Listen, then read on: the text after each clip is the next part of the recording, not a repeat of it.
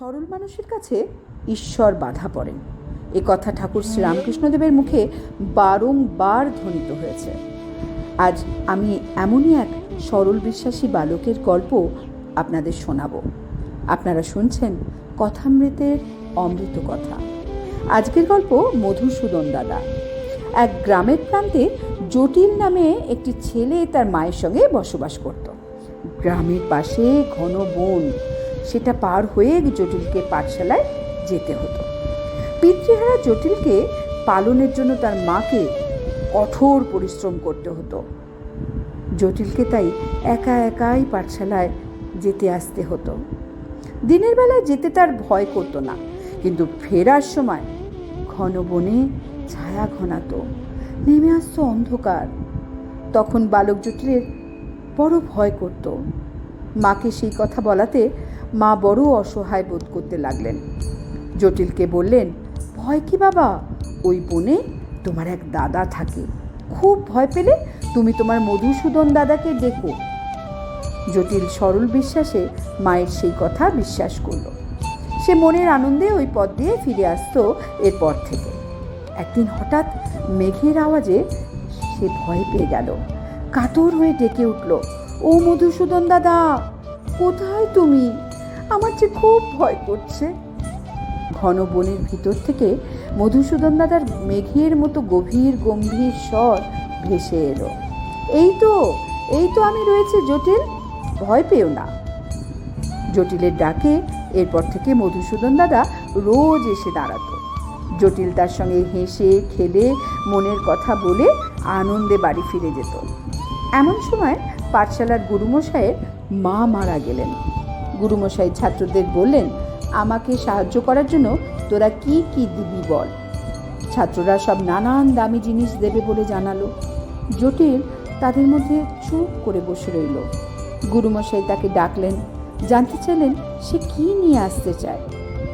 জটিল বাড়ি ফিরে মাকে জিজ্ঞেস করে। মা বললেন, কি যে তোকে দিই বাছা। জটিল মন খারাপ করে পরদিন খালি হাতেই চলল পাঠশালায়। মধুসূদন দাদার সাথে দেখা হতেই সে কেঁদে ফেলল। মনের ব্যথা জানিয়ে বলল, সবাই কিছু না কিছু নিয়ে যাবে গো দাদা, কেবল আমি। কথা আর শেষ করতে পারে না সে। বেশ তো জটিল, তুমি বরং এক ভার দই নিয়ে যেও, বললেন মধুসূদন দাদা। আর তার হাতে তুলে দিলেন ছোট্ট একটা দই ভরা মাটির ভাঁড়। জটিল তো মহা খুশি, ভাঁড় নিয়ে এসে চলল পাঠশালায়। লাইন করে ছেলের দল চলেছে উপহার নিয়ে। শেষে এসে দাঁড়ালো জটিল। গুরুমশাই জটিলের হাতে ওই ছোট্ট ভাঁড় দেখে বিদ্রূপ করে একটা বড় বালতির মধ্যে ওই দইয়ের ভাঁড় উপুর করলেন। পাত্র ফেরত দিতে গিয়ে অবাক হয়ে দেখেন পাত্রটি তখনও ভরা। গুরুমশাই আবার উপুর করলেন। আশ্চর্য কাণ্ড, যতবার ফেরত দিতে যান মাটির পাত্র উপচে ওঠে দইয়ে। গুরুমশাইয়ের বাড়ির সকল পাত্র ভরে উঠল জটিলের আনা দইয়ে।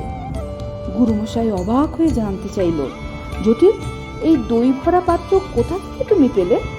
জটিল গুরুমশাইকে তার মধুসূদন দাদার সব কথা অকপটে জানাল। গুরুমশাই বুঝতে পারলেন এই বালকের কাছে স্বয়ং ঈশ্বর এসে ধরা দিয়েছেন। জটিলকে তিনি ধরে পড়লেন। মধুসূদন দাদাকে গুরুমশাইও দেখতে চান। জটিলের সঙ্গে গুরুমশাই এলেন গভীর বনে, কিন্তু জটিলের কোনো ডাকে আজ সাড়া দিলেন না দাদা। কাতর হয়ে জটিল তখন কাঁদতে কাঁদতে বলতে থাকলো, আমাকে যে সবাই মিথ্যাবাদী ভাববে দাদা, একবারটি তুমি দেখা দাও। তখন গভীর বনের আড়াল থেকে ভেসে এলো এক কণ্ঠস্বর, জটিল, তোমার আর তোমার মায়ের সরল বিশ্বাস আর নির্ভরতা আমাকে টেনে এনেছিল তোমাদের কাছে। তোমার গুরুমশাইকে বলো আরও অনেক জন্ম তাকে অপেক্ষা করতে হবে। এই গল্প বলে ঠাকুর শ্রীরামকৃষ্ণদেব ভক্তদের বলতেন, সরল মনের গোচর তিনি, আর চাই জটিলের মতো বিশ্বাস।